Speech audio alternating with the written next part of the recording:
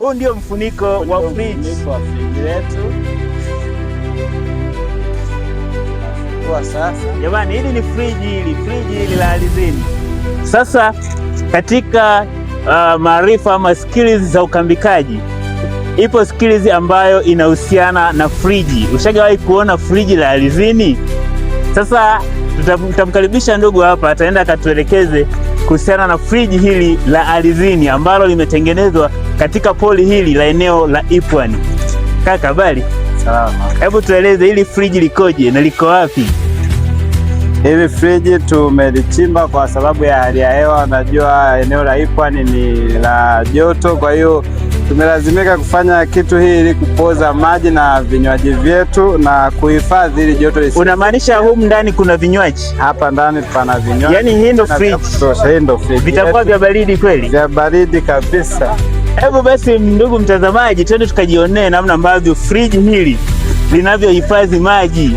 Mimi najua friji ni la ndani. Sasa leo utaenda ukaone friji jingine la kipekee ambalo linapatikana ndani ya kambi hili.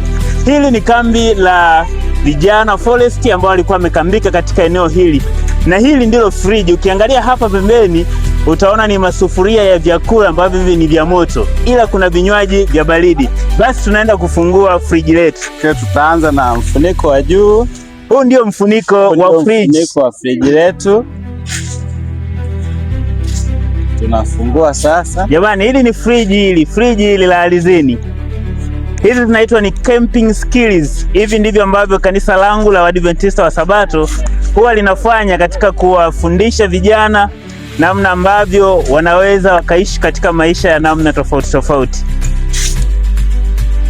Naambiwa ya kwamba humu vipo vinywaji, yapo maji ambayo yamehifadhiwa ili aweze kupata ubaridi. Kumbuka eneo hili kwa sasa ni kipindi cha joto, kwa hiyo ni lazima maji yapate ubaridi kidogo ili yafae kwa ajili ya matumizi mazuri.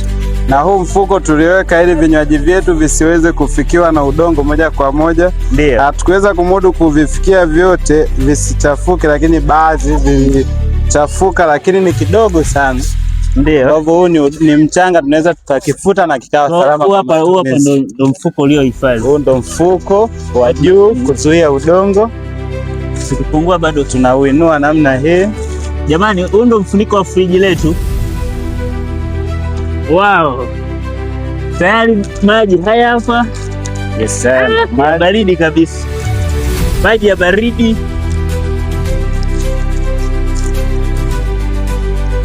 Jamani, haya ndiyo maji.